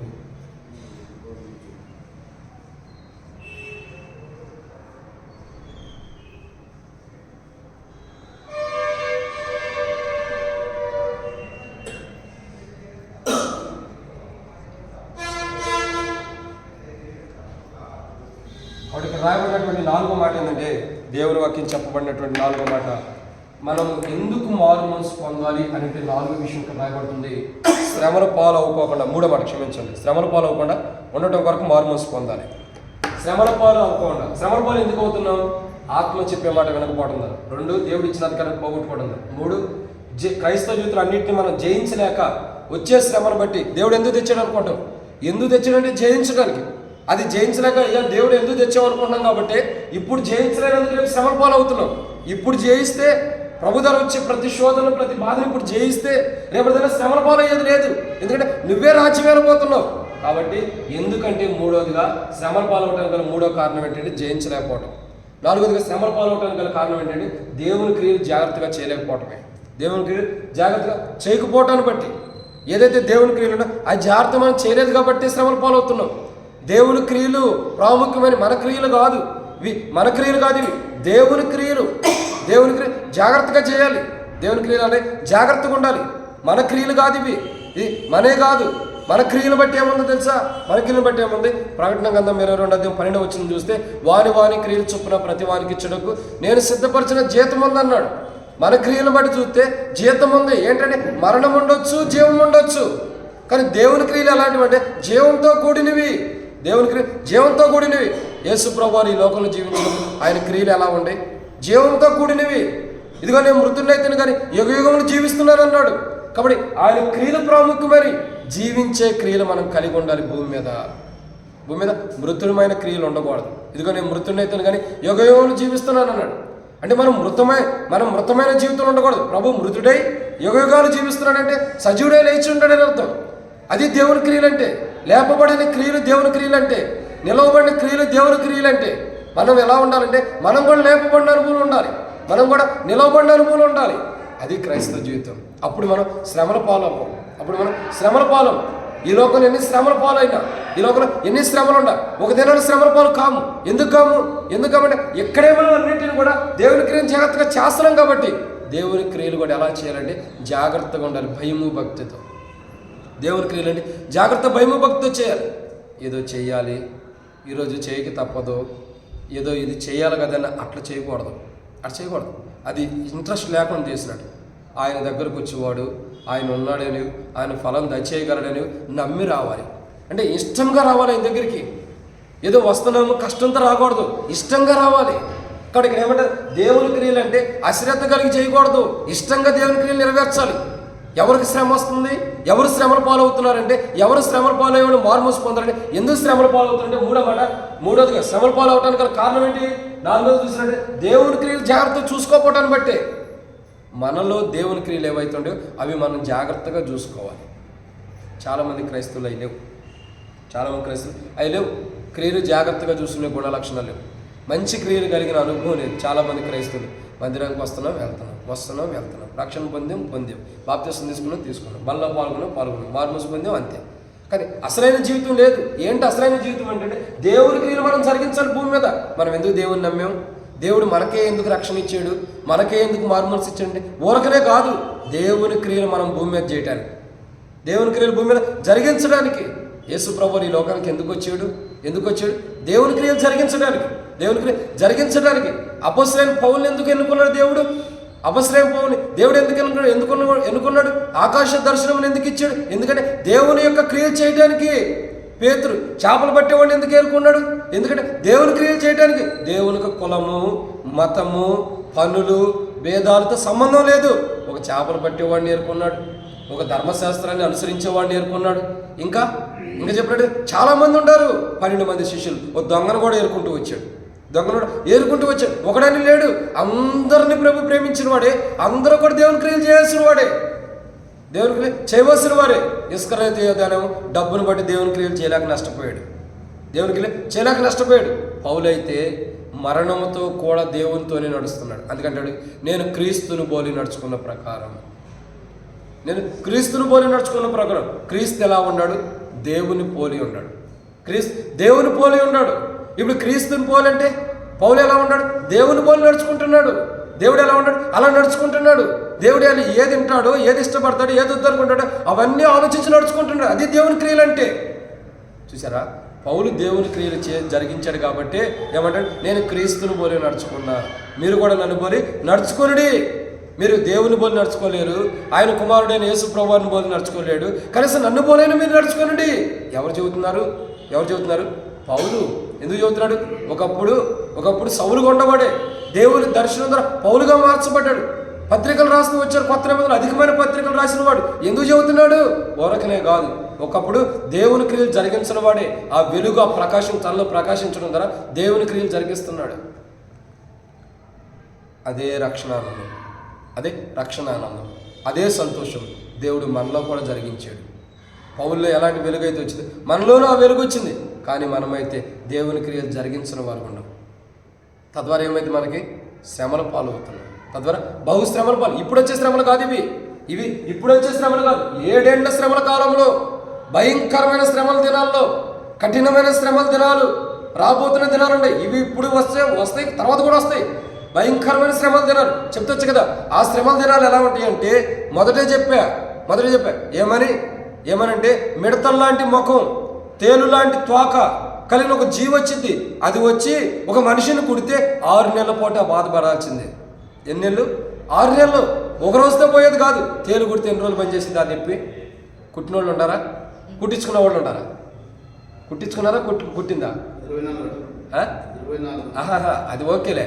కుట్టించుకున్నావా? కుట్టిందా? అంటే దగ్గర కుట్టించుకున్న మన కొన్ని తప్పు పనులు చేస్తే అదే కుట్టింది దగ్గరికి వచ్చి. కాబట్టి కుట్టించుకున్నాం, మంచిది. కుట్టించుకున్నావా? కాదు, అదే కుట్టింది. ఓకే. కుడితే ఎంతసేపు ఉండిద్ది నొప్పి? ఎంతసేపు ఉండిద్ది? ఒక రోజు 24 గంటలు ఖచ్చితంగా ఉండిద్ది అంట. ఎందుకు ఉంటుంది? ఒక 24 గంటలు దాన్ని కుడితే దాని బాధ ఉంటుంటే 6 నెలల పాటు ఉండబోతున్నావు. ఒక రోజు 2 రోజులు కాదు, 6 నెలలు. 6 మూళ్ళు ఎంత? 18. అంటే 180 దినాలు. ఒక రోజు 2 రోజులు కాదు. ఒక రోజు తేలు కుడితేనే తట్టుకోలేని వాళ్ళు 180 రోజులు ఎలా తట్టుకుంటారు? ఇంకెక్కువే ఉంటాయి. 31వ తారీఖు కూడా ఉంటాయి కొన్ని. అవి కూడా లెక్కేసుకుంటే వేసుకోండి. 100 ఎన్ని వస్తున్నాయి? అన్ని దినాలు ఎలా తట్టుకోగలుగుతాం? 180 దినాలు ఎట్ట తట్టుకోగలుగుతాం? అర్థమవుతుందండి? తట్టుకోలేం. ఎందుకంటే అది భయంకరమైన దినం. ఆ రోజు అది విచిత్రమైన జంతువు. మిడతల లాంటి జీవితం కలిగింది, తేలు లాంటి తోక కలిగింది, మానవ రూపం కలిగింది కూడా ఉంది. ఇవన్నీ దేనికి వస్తున్నాయి? మనుషుల్ని కొట్టి బాధపరచడానికి. ఇంకేం వస్తాయి అంటే నీటిలో ఏమంటారు, ఆకాశంలో నుండి నక్షత్రం రాలి నీటిలో 3వ భాగం మీద పడుతుంది. ఏమైపోతుంది? నీటిలో ఉండ నీరంతా కూడా రక్తమయమైపోతుంది. ఇదొక శ్రమ. తాగడానికి నీళ్ళు ఉండవు, ఆహారం ఉండదు, ఇంకేముంటుంది? చాలా శ్రమలు ఉన్నాయి. సూర్యుడికి దేవుడు అధికారం ఇస్తున్నాడు, భయంకరంగా ప్రకాశిస్తున్నాడు. అదొక శ్రమ. ఒకటి తేలు కుడితే వచ్చిన శ్రమ, ఒకటి వాటర్ ద్వారా వచ్చే కరువు శ్రమ, ఇంకోటి చూస్తున్నాడు సూర్యుడి అధికారం బయటికి వెళ్తే శ్రమ. ఇంకెన్ని శ్రమలు? సూర్యుడికి అధికారం ఇస్తే ఎట్లుంటుంది తెలుసా? ఇల్లు కూడా కాలిపోతాయి. అంత భయంకరమైనటువంటి వాడు సూర్యుడు అంటే. మామూలు వాడు కాదు. దేవుడు సృష్టించిన వాడు సూర్యుడు మామూలు వాడు కాదు. ఎలాంటి వాడు అంటే అధికమైన తేజస్సు కలిగిన వాడు. దేవుడు అధికారం ఇస్తే మనుషుడు బయటకు వస్తే శరీరం ఎముకలు కూడా ఆవిరైపోతాయంట. అంత భయంకరంగా ఇంకా సూర్యుడు ప్రకాశించలా. సూర్యుడు బయటకు వస్తే ఎముకలతో కూడా ఆవిరైపోయేలాగుంది. అంత భయంకరుడు అంట సూర్యుడు. దేవుడు అధికారం ఇవ్వాల. అటువంటి శ్రమలు ఇంకా రానివ్వాల. ఎందుకంటే పరిశుద్ధాత్ముడు ఇంకా సంఘాల్లో పనిచేస్తున్నాడు. భూమి మీద దేవుని ఆత్మ ఉంది. దేవుని ఆత్మ ఉండి పరిశుద్ధాత్ముడు ఏం చేస్తున్నాడంటే ఆ భయంకరమైన శ్రమ దినాలు రాకుండా భూమి మీద ఉన్న పరిశుద్ధాత్మని అటగిస్తున్నాడు మధ్యాకాశం నుండి. ఇంకా రావద్దయ్యా, కొంత సమయం వేచిండు. ఈ వ్యక్తి మారుమోసు పొందలేదా? సమయమే. ఇప్పుడు నువ్వు వస్తే అతను నష్టపోతాడు. ఇదిగో ఏమో మారుమోసు పొందలేదా? సమయమే. నువ్వు వస్తే ఒకరు నష్టపోతారని సమయం కోరుతున్నాడు. అందుకే ఏమవుతుంది? ప్రభువు అక్కడ ఆలస్యం అవుతుంది. పరిశుద్ధాత్ముడు ఆపుతున్నాడు. బైబిల్ చెప్పే మాట చూసినట్లయితే, దేవుని వాక్యం చెప్పే ఎన్నో మాట ఇది 4వదిగా చూసినట్లయితే ఏం చేయాలి? దేవుని క్రియలు జాగ్రత్తగా చేయాలి. లేకపోతే ఏమైంది? నష్టమే, శ్రమల పాలవుతాం. ఇప్పుడు వింటేనే ఎట్లా ఉంటే, తేలు నొప్పి, తోక నొప్పులు అంటేనే ఇంత బాధగా ఉంటే, ఇంకా జీవిస్తే, దాంట్లో ఉండిపోతే, ఆ బాధను అనుభవిస్తే ఇంకెంత కష్టం ఉంటుందో. అక్కడ బైబిల్ చెప్పే మాట ఏంటంటే ఆ కష్టం, ఆ శ్రమలు రాకుండా ఉండాలంటే ఏం చేయాలి? దేవుని క్రియల్లో అశ్రద్ధకి ఎక్కడ ఉన్నామో మారుమోసు పొందాలి. ఇది 5వ విషయం చూద్దానండి. ప్రకటన గ్రంథము 2వ అధ్యాయము 5వ విషయాన్ని మనం చూద్దాం. ప్రకటన గ్రంథము 2వ అధ్యాయంలోనే ఒక మాట రాయబడుతూ వచ్చింది. ఇక్కడ రాయబడినటువంటి శ్రేష్టకరమైన మాటను చూసినట్లయితే ప్రకటన గ్రంథం 2వ అధ్యాయము 25వ వచనం. ప్రకటన గ్రంథం 2వ అధ్యాయం 25వ వచనం. నేను వచ్చే వరకు మీకు కలిగి ఉన్న దాన్ని గట్టిగా పట్టుకొనడు. నేను నా తండ్రి వల్ల అధికారం పొందినట్లు జయించుచు అంతమ వరకు నా క్రియలు జాగ్రత్తగా చేయడానికి జనుల మీద అధికారం ఇచ్చాను. ఏమని రాయబడితే వచ్చింది ఇక్కడ? కాబట్టి అంతం వరకు నేను వచ్చే వరకు ఏం చేయాలి? గట్టిగా పట్టుకోవాలి. ప్రకటన గ్రంథము 2వ అధ్యాయము 25వ వచనం ఏమని రాయబడుతుంది ఇక్కడ? గట్టిగా పట్టుకోవాలి నేను వచ్చే వరకు.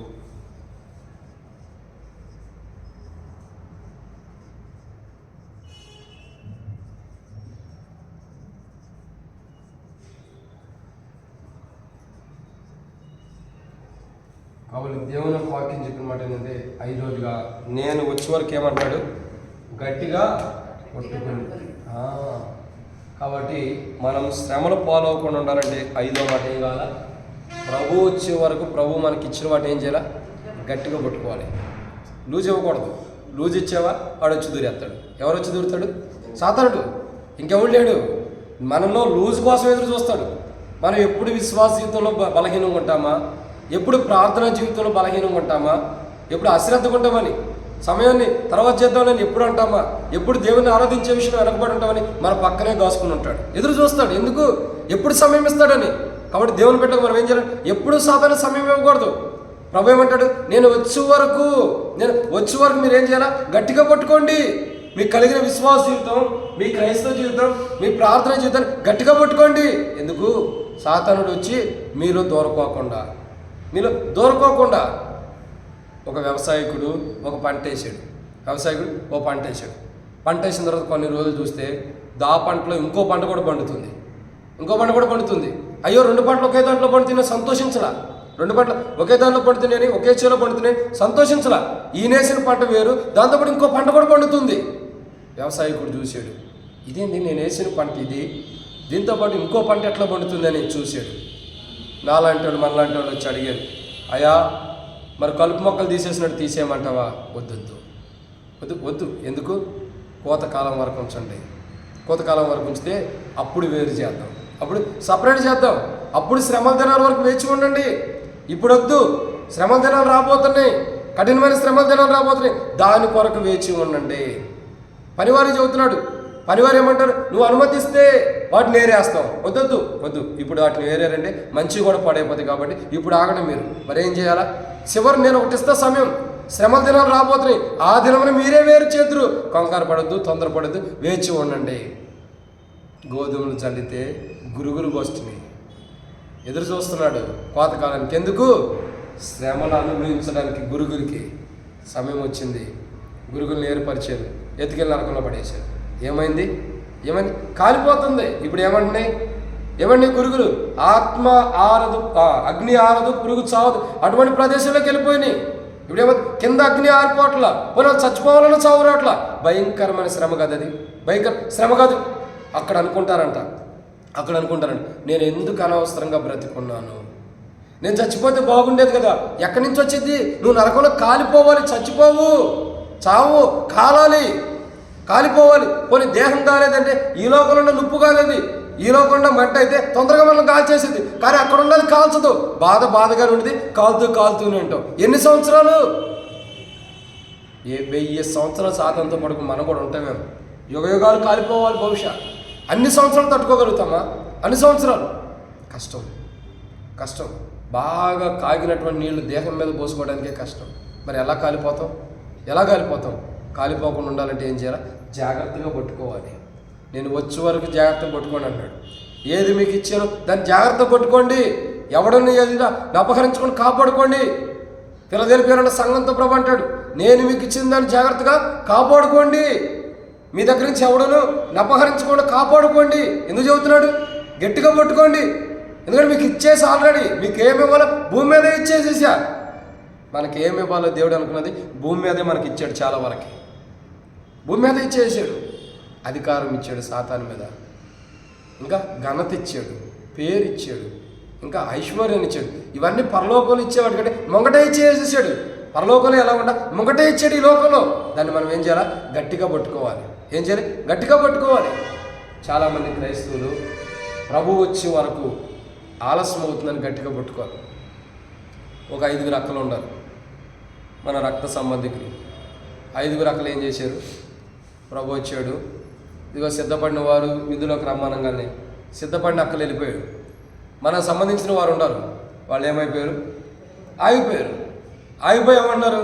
అక్క నీ దగ్గర నూనె ఉంటే కొద్దిగా అక్క, అక్క నీ దగ్గర ఏమైనా ఉంటే నాకు కూడా అక్క, నాకు కూడా ఇప్పుడు కుమారుడు వచ్చాడు కదా, లోపలికి వెళ్ళిపోతాం పెళ్ళిలోకి.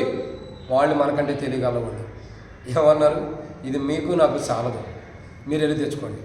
మన ఇద్దరు చాలదు, ఇది నేను నీకు ఇచ్చిన తర్వాత కూడా నేను ఆగిపోవాలి, కుదరదు. ఎవరో ఒకళ్ళు ఉన్నారు కదా, నాకు సమృద్ధి ఉంది, నువ్వు ఎలా ఆడ కూడా తెచ్చుకో. ఏమి ఇచ్చేదట్లేదని వెళ్ళిపోయింది వీధుల్లోకి. వెళ్ళిపోయారు 5. ప్రయోజనం ఏముంది? ప్రయోజనం ఏముంది? వచ్చేసరికి తలుపేయబడింది, ఏడుస్తున్నారు. ఇచ్చిన దానికి గట్టిగా కాపాడుకోలేక అశ్రద్ధగా ఉన్నారు కాబట్టి ఏడుస్తున్నారు. జాగ్రత్త. దేవుడు ఏదైతే మనకి ఇచ్చాడో, ఏ తలాంతి ఇచ్చినా, ఏ ఆశీర్వాదాన్ని ఇచ్చినా, ఏ దీవెనలు ఇచ్చినా గట్టిగా పట్టుకోవాలి, దాన్ని విడిచిపెట్టకూడదు. విడిచిపెడితే ఏడ్చేదే. ఒక దినం విడిచిపెట్టండి, ఏడుపు తప్ప ఇంకేం లేదు, సంతోషం లేదు. ఏడుపు తప్ప సంతోషం లేదు. విడవబడిన కన్యకలు ఏం చేస్తున్నారు? ఏడుస్తున్నారా? సంతోషంగా ఉంటారా? ఏడుపే, సంతోషం లేదు. ఒక దినాన్ని మనం కూడా మనకు కలిగిన దాన్ని విడిచిపెడితే ఏడుపు తప్ప సంతోషం ఉండదు. ఆ ఏడుపు రాకూడదంటే మనకు ప్రభు ఇచ్చిందని గట్టిగా పట్టుకుంటే శ్రమల పాలవడం. శ్రమల పాలు అవ్వము. ఏడుపు ఎందుకు వస్తుంది? శ్రమల పాలు అవుతుందా? శ్రమల పాలు అవుతుందా?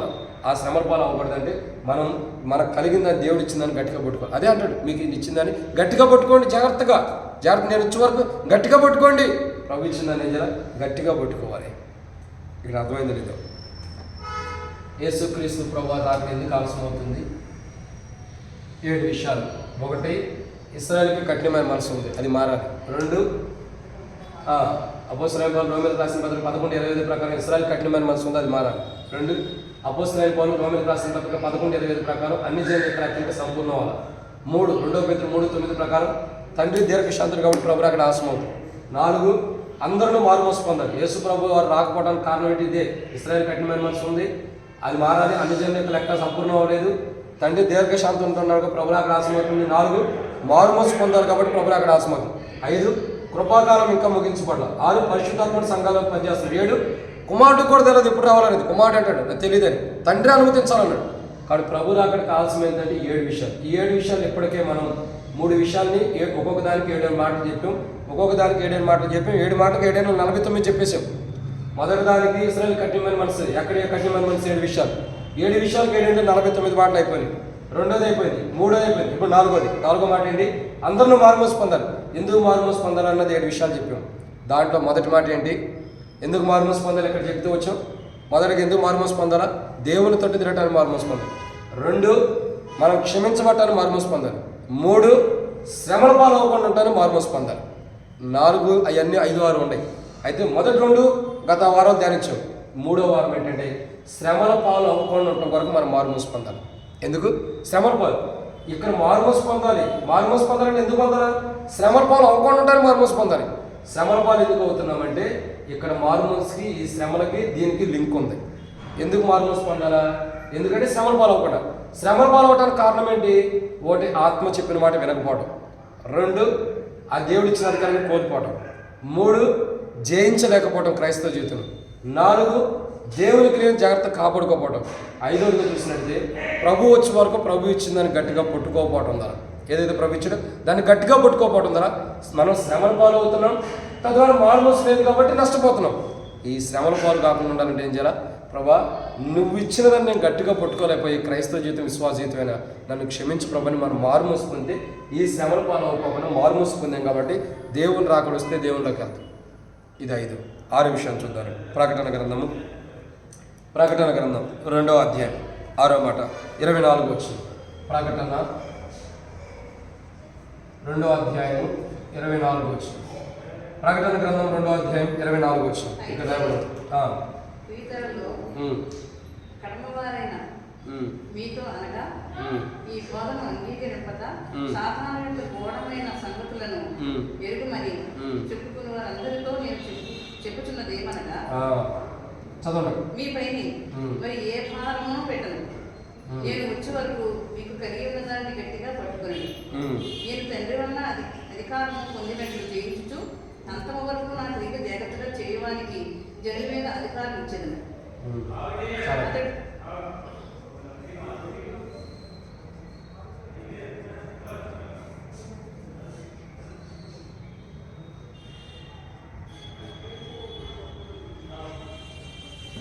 6వ మాట ఏంటంటే ఇక్కడ రాయబడిన మాట, ప్రభు రాకడలో మనం మారుమూసు పొందాలి. మారుమూసు పొందకపోతే శ్రమను పాలవుతాం. ఎందుకు శ్రమను పాలవుతాం అంటే ఆత్మ చెప్పే మాట వినందుకు, అధికారాన్ని పోగొట్టుకున్నందుకు, జయించలేని జీవితం ఉన్నందుకు, దేవునికి జాగ్రత్త కాపాడుకున్నందుకు, వచ్చే వరకు మనం ప్రభు వచ్చే వరకు మనం గట్టిగా ప్రభుత్వం గట్టిగా పట్టుకున్నందుకు. ఇక 6వ విషయం ఏంటంటే సాతాను యొక్క గూఢమైన సంగతులు ఎరిగిన వారిగా ఉండి ఏమంటాడు ఇక్కడ ఏమంటాడు, ఎరగమని చెప్పుకొందురు. నేను మీతో చెప్పుచున్నది ఏమనగా మీపైనే భారం పెట్టనన్నాడు. ఎవరి మీద భారం పెట్టలేదు? సాతాను సంగతుల గురించి నాకు తెలియదు, వాటి గురించి పట్టించుకోనటువంటి వ్యక్తి మీద భారం పెడతల. ఇప్పుడు ఎవరు శ్రమను పాలవుతున్నారు? సాతాను యొక్క గూఢమైన సంగతులు ఎరిగిన వారు. ఎరగని వారు కాదు, అంటే వాడి గురించి వదిలిపెట్టి అసలు వాడితో సంబంధం లేని వారు శ్రమల పాలవరు. వాడి గురించి ఇప్పుడు వాడి గురించి ఎరిగారంటే అర్థం ఏంటి? వాళ్ళు ఉన్నారని అర్థం. మనం ఎరిగినప్పుడు ఏం చేయాలి? పౌలు ఒక మాట అంటాడు, 2 కోణాల్లో ఎరిగిన వారు ఉంటారు. ఒకటి, వాడిలో ఉన్నవారు వాడిని ఎరిగిన వారు ఉంటారు. 2, వారికి వెళ్ళిపోవటం అంటే క్రైస్తవులు కూడా. మీకు మాట చెప్పమంటారా? బాగా అర్థం కావాలంటే మనకి ఎట్లా చెబితేనే అర్థమైంది. ఎట్లా?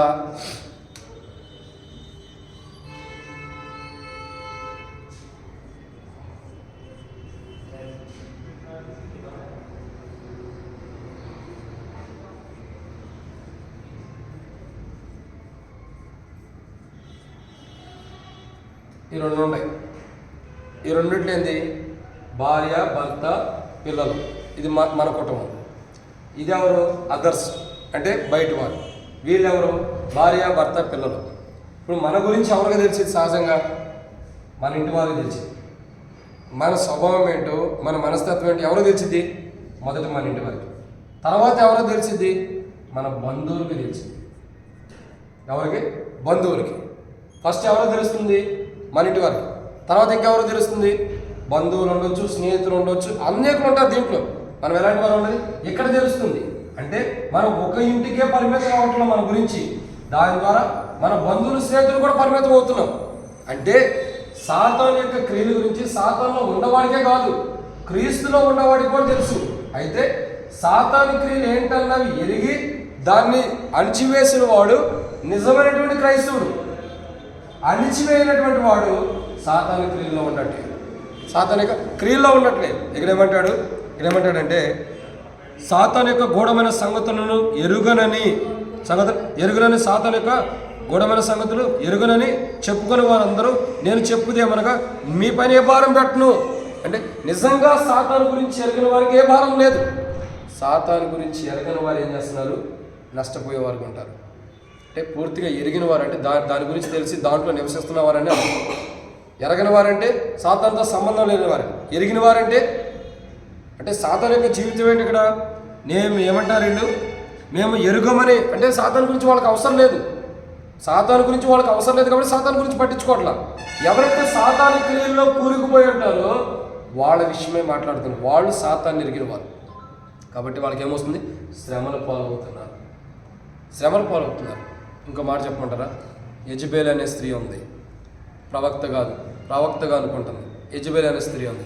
ఆమె ఏం చేసింది? ఆమె చరిత్ర చూసినట్టయితే ఇక్కడ చూద్దాం మనం. ఆమె చరిత్ర చూస్తే దేవుని ప్రవక్తను చంపించేసింది, బయలు ప్రవక్తను దగ్గర పెట్టుకుంది. అది అబద్ధమని తెలుసు, ఈయన యెహోవా ప్రవక్త అని తెలిసి కూడా ఆమెను చంపిస్తూ వచ్చింది. అంటే తెలిసి సాతాను క్రియలు అంటే తెలిసి కూడా కావాలని దేవునికి పెట్టని హింసిస్తూ వచ్చింది. తద్వారా ఏం జరుగుతుంది? నష్టపోతుంది. ఇక్కడ మాట ఏంటంటే సాతాను యొక్క గూఢమైన సంగతులు ఎరిగిన వారు మారుమూసు పొందాలి. లేకపోతే ఎందుకు? శ్రమల పాలవుతారు. మనం ఏ సాతాను గురించి అయితే తెలుసుకుంటున్నామో వాడిని మనం నమ్ముంటాం కాబట్టి శ్రమల పాలవుతాం. అలా శ్రమల పాలవకూడదంటే దేవుని గురించి తెలుసుకోవాలి, దేవుని గురించి ఎరిగిన వారు ఉండాలి. సాతాను గురించి ఎరిగి ఉండకూడదు, దేవుని గురించి ఎరిగి ఉండాలి, దేవుని గురించి తెలుసుకుని ఉండాలి. దేవుని గురించి ఎప్పుడైతే తిరుగుతామో, దేవుని గురించి ఎప్పుడైతే తెలుసుకుంటామో అప్పుడు మనం శ్రమల పాలు కాకుండా కాపాడబడతాం. ఇప్పుడు ఒకవేళ మనం సాతాను యొక్క క్రియల్లో ఉంటే, దేవుని ఎరగని స్థితిలో ఉండి సాతాన్ని ఎరిగిన అనుభవం ఉంటే, సాతాను ఎన్ని క్రియలు కలిగి ఉంటాడో తెలుసు. అటువంటి అనుభవం ఉంటే మారుమూసు పొందుతాం. ఇదన్నమాట 6. కాబట్టి అటువంటి అనుభవం ఉంటే మారుమూసు పొందుతాం. ఇదన్నమాట 6. 7వ విషయాన్ని చూద్దామండి. 7వ విషయాన్ని చూసినట్టయితే దేవుని వాక్యం చెప్తున్న మాట ప్రకటన గ్రంథము 2వ అధ్యాయం 7వ మాట. ప్రకటన గ్రంథము 2వ అధ్యాయము దేవుని యొక్క వాక్యాన్ని చూసినట్లయితే ప్రకటన గ్రంథం 2వ అధ్యాయం 24వ వచనం. ప్రకటన గ్రంథం 2వ అధ్యాయం 24వ వచనం. అయితే తుయతరలో ఉమ్. కడమవారైన మీతో అనగా 24 చదవనక. అయితే తుయతరలో కడమవారైన మీతో అనగా ఈ బోధను అంగీకరింపక సాతాను యొక్క గూఢమైన సంగతులను ఎరుగమని చెప్పుకుని వారందరితో నేను చెప్పుతున్నది ఏమనగా మీ పైన మరి ఏ భారమును పెట్టను. నేను వచ్చే వరకు మీకు కలిగి ఉన్న దాన్ని గట్టిగా పట్టుకోండి. చాలా కాబట్టి ఇక్కడ రాయబడినటువంటి 7వ మాట ఏంటంటే దేవుని యొక్క వాక్యం చెప్పబడుతున్నటువంటి మాట బైబిల్ చెబుతుంది. ఏమేమి రాయబడుతూ వచ్చిందంటే శ్రమల పాలవటానికి గల 7వ కారణం ఏంటంటే సాతాను భారాన్ని మనం భరించడం ద్వారా. ఎందుకు శ్రమల పాలవుతున్నాం? సాతాను యొక్క భారాన్ని మనం భరించడం ద్వారా. వాస్తవానికి చాలామంది సాతాను భారాన్ని భరించేవాళ్ళు ఉంటారు, సాతాను భారాన్ని భరించేవాళ్ళు ఉంటారు. దేవుని భారం ఏంటి? ప్రభు అన్నాడు మీ మీద ఏ భారం పెట్టను, ఎందుకంటే దేవుని భారం ఉంది. ఏంటి ప్రభు అంటాడు కదా, ఆ ప్రభు భారం ఏంటి? ప్రభు భారం ఏంటి? అనేకులు దేవుని రాజ్యాన్ని తీసుకెళ్ళాలి, అనేకులు క్రొత్త ఆత్మలుగా సిద్ధపరచాలి, అనేకులు దేవుని రాజ్యంలో ఉంచాలి. అది ప్రభు భారం. ప్రభు భారం అది. ఆత్మల భారం ప్రభుది. సాతానుడిది దొరికిన ఆత్మల నరకంగా తీసుకెళ్ళటం, అది వాడి భారం.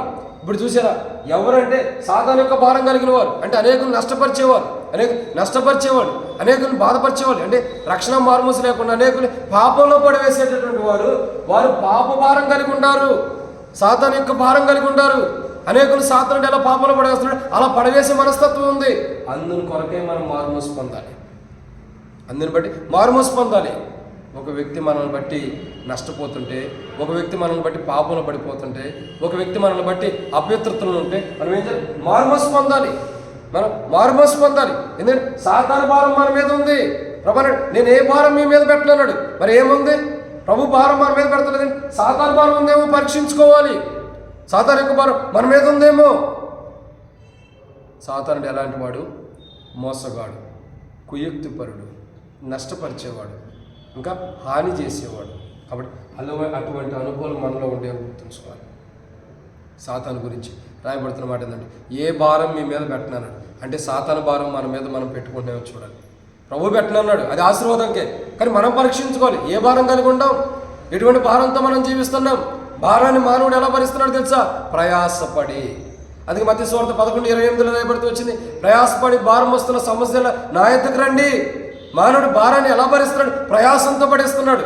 సాతాను యొక్క భారాన్ని మానవుడు ఎలా భరిస్తున్నాడు? ప్రయాసంతో ప్రయాసపడుతున్నాడు. సాతాను భారాన్ని భరించలేక, దాని యొక్క ఏమంటారు, సాతాన్ని గనపరచలేక, సాతాన్ని మెప్పించలేక ప్రయాసపడుతున్నాడు. ఏం చేయాలా? మార్మూసు పొందాలి, మార్మూసు పొందాలి. సాతాను భారం ఏదైతే మన మీద ఉందో దాని నుండి మనం విడుదల పొందడం కొరకు మార్మూసు పొందాలి. ఒకవేళ సాతాను క్రియలు మనలో ఉంటే మార్మూసు పొందాలి. దేవా, నీ సాతాను యొక్క క్రియలు నాలో ఉండే, నీ క్రియలు నాలో లేవు, నీ క్రియలు నాలో లేవు. సాతాను యొక్క స్వభావం నాలో ఉంది, సాతాను యొక్క మనస్తత్వం నాలో ఉంది.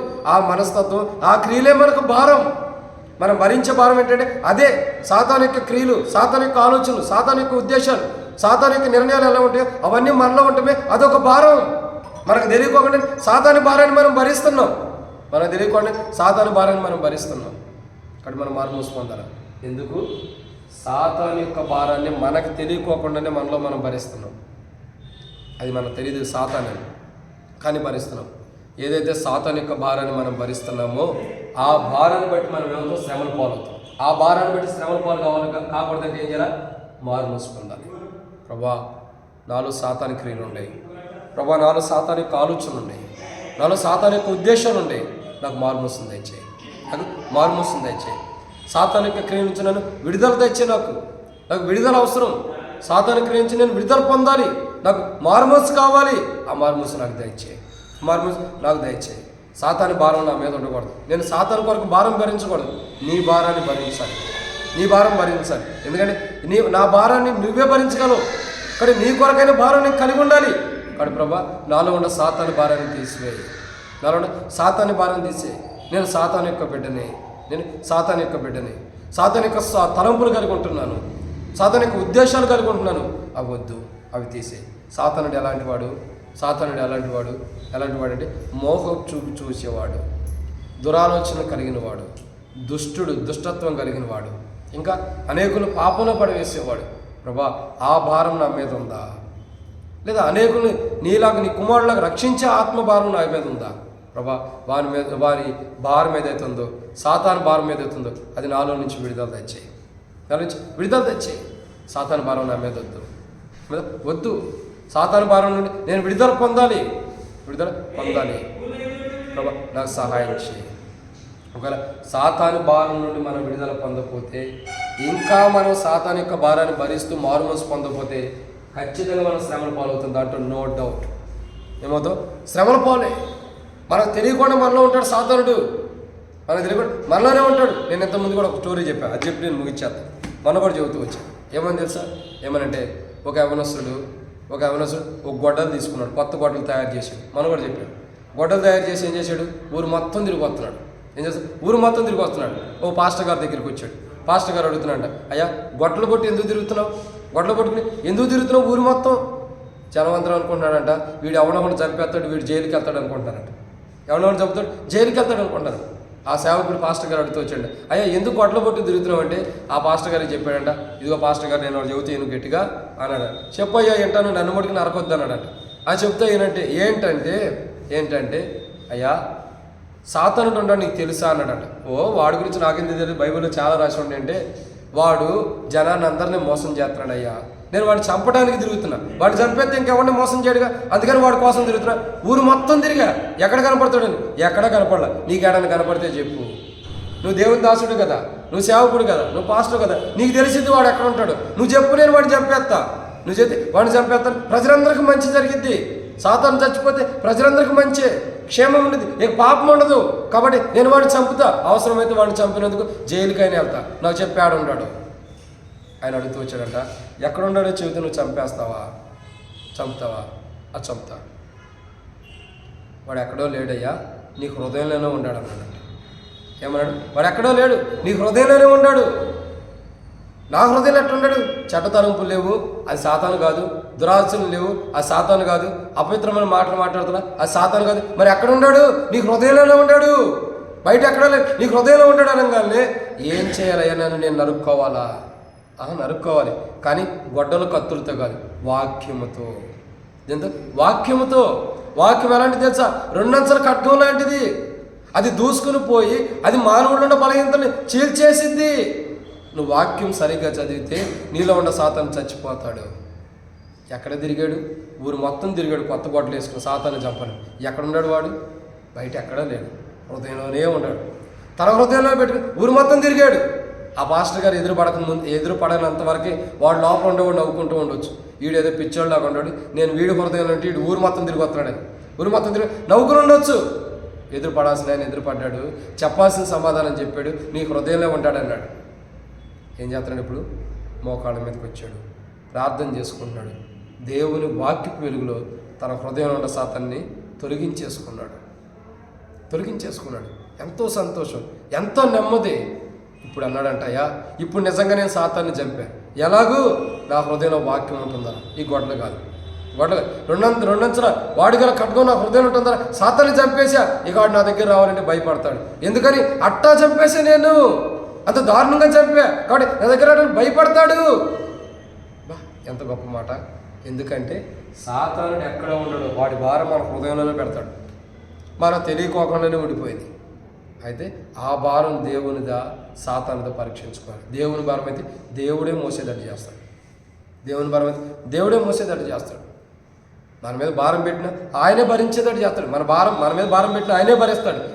మనం ఏం భారం భరించేది లేదు. ఊరిని పెట్టాడన్న పేరే మొత్తం ఆయనే భరిస్తాడు.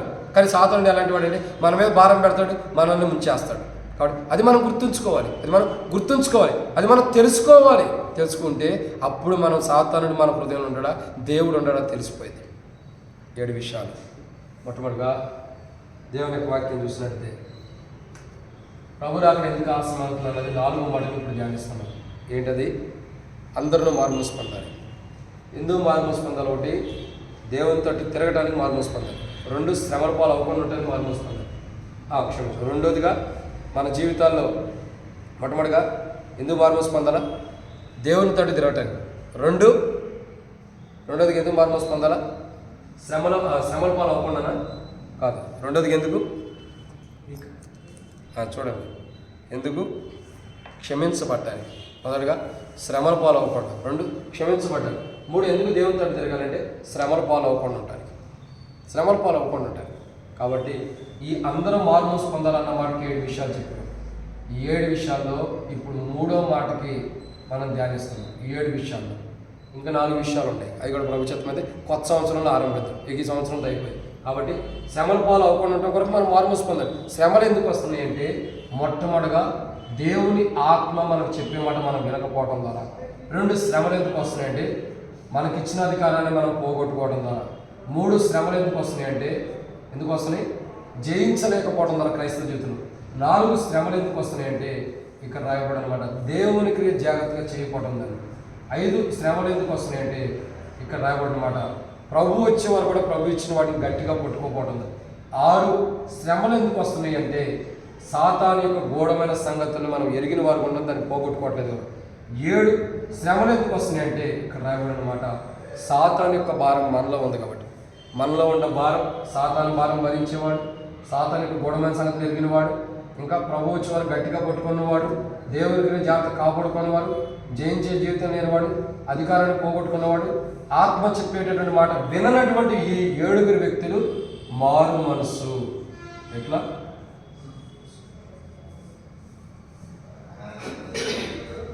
విననటువంటి వారు మారు మనసు పొందాలి. అప్పుడు ప్రభు అక్కడ వచ్చింది. ఎప్పుడు వస్తుంది? వాక్యం విననటువంటి వాడు, అది దేవుడు ఇచ్చిన అధికారాన్ని కోల్పోయినవాడు, జయించలేనివాడు, ఇంకా దేవునికి జాగ్రత్త చేయలేనివాడు, ప్రభు వచ్చే వారు కూడా గట్టిగా పట్టుకున్నటువంటి వ్యక్తి, అశ్రద్ధ కలిగిన వాడు, సాతాను గురించి తెలిసి కూడా మారుమూసు పొందినవాడు, సాతాను యొక్క భారాన్ని భరించేవాడు.